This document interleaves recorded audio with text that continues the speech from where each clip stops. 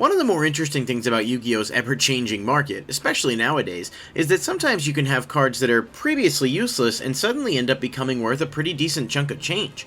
Cards that you may have stashed away in bulk or in your closet, or maybe you don't even realize have any value, end up being worth a decent amount.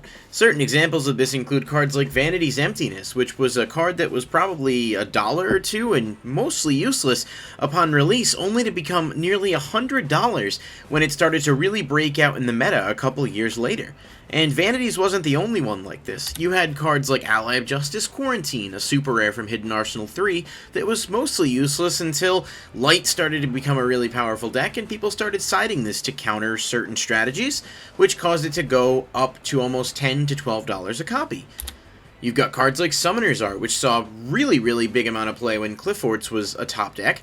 Summoner's Art was a rare from Tactical Evolution that was worth like 50 cents. Normal monsters didn't really see any play. There was hardly any reason for this card to have any use.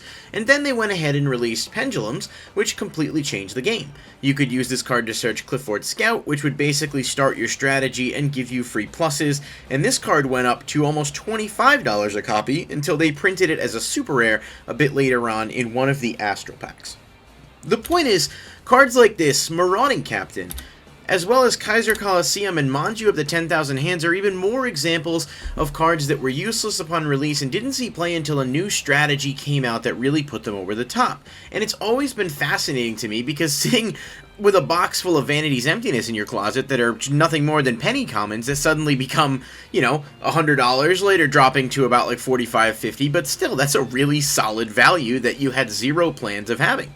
So today, I thought we'd take a look at some of the cards that are currently useless, but perhaps have potential in the future.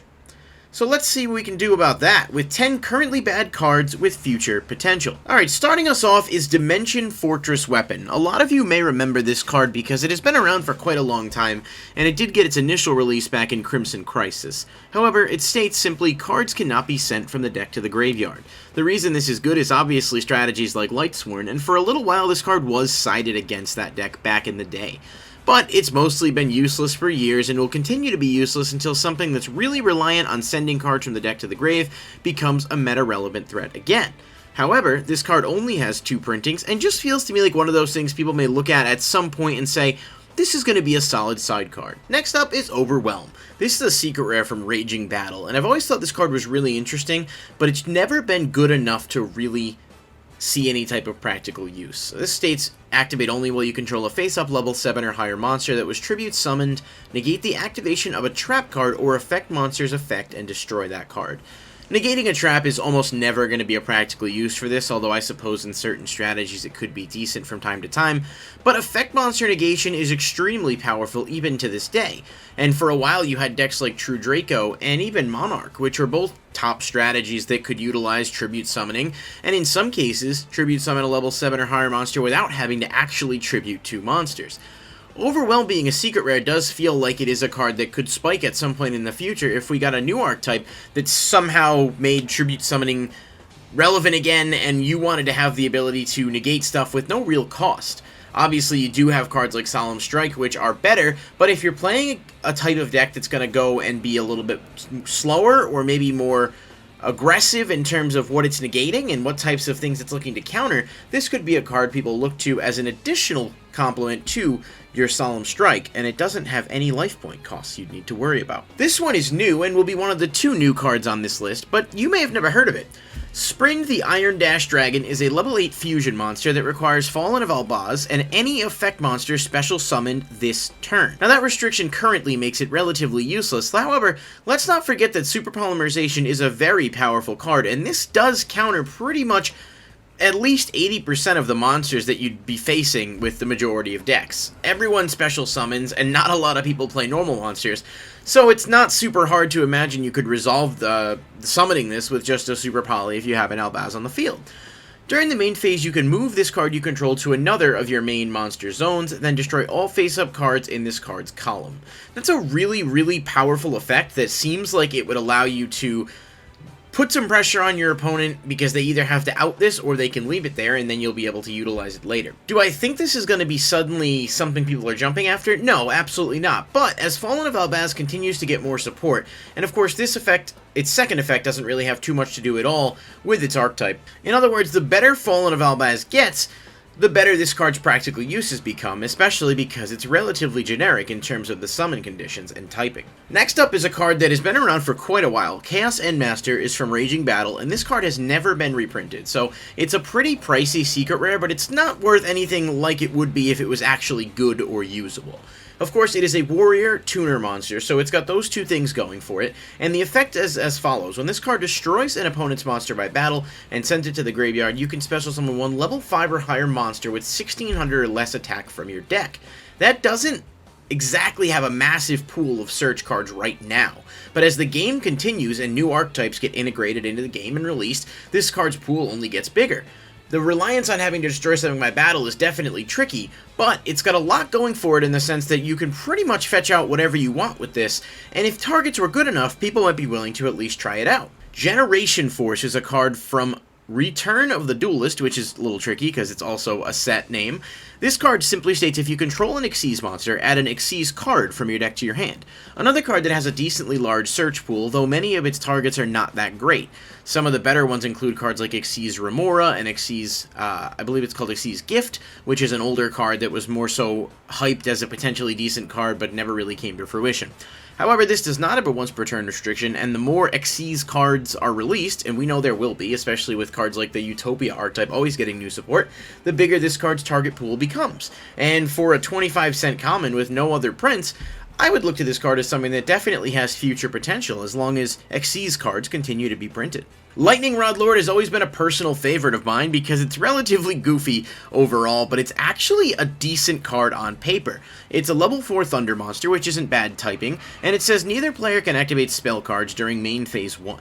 Now, this doesn't hurt you too much because you can play whatever spells you need to before you summon it. Where it really shines is passing the turn to your opponent and forcing them to do one of two things. Either they have to out it with a trap or a monster, or they have to go to the battle phase, thereby skipping their main phase 1 and then go to main phase 2 in order to be able to play.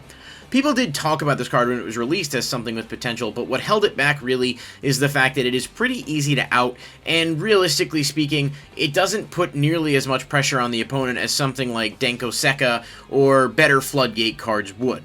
However, it is a foil, it is pretty cheap, and it does seem like if something were to come out in the future like a safe zone type card that could protect it, you might really be able to do some damage with this. Xyz Block is another one I like a lot. Xyz Block is a counter trap card, and it's pretty good in your duel links, but I don't think it's going to be anything prevalent right now, but the effect is actually not bad. If your opponent activates a monster effect, detach an Xyz material from a monster you control, negate the activation, and if you do, destroy that monster.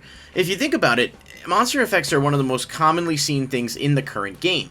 And basically all you need to do to be able to activate this is have an Xyz monster on the field.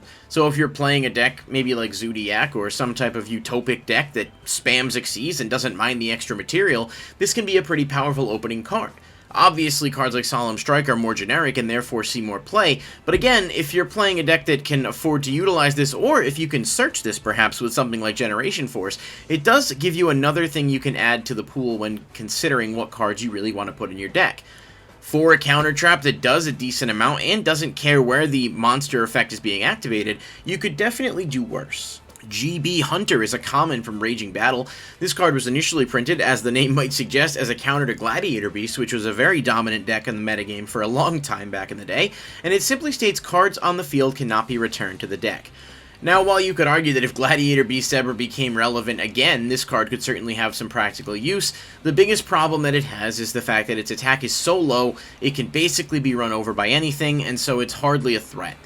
Really, where I think it would have a chance to shine is if there was an archetype reliant on doing things, you know, putting cards back into the deck that wasn't able to just beat over it. So if it was something reliant on spells or something reliant on combos and maybe didn't have attack points to work with, then you could possibly see this card being something that people look at. But as it stands right now, future potential is really all it has going for it. Raging Storm Dragon Buford, I don't know how you'd pronounce that, IX. This is a dragon ritual monster from Blazing Vortex, and one of the reasons I thought making this video would be interesting to take a look at certain cards like this one.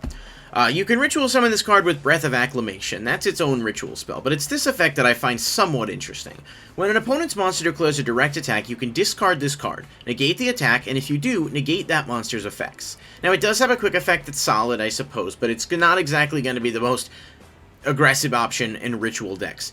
However, being able to not only negate an attack, but also negate the effects of a monster that's attacking, gives it at least some kind of look if you're playing a deck that maybe takes a couple turns before you really get rolling. Something like Psyframe, where you don't have a ton of things on the board, or you're relying on your opponent. This gives you the ability to shut off cards and perhaps delay having to utilize your more important resources.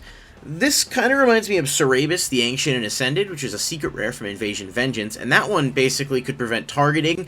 Similarly, though, would discard itself, and so people kind of gravitated towards it.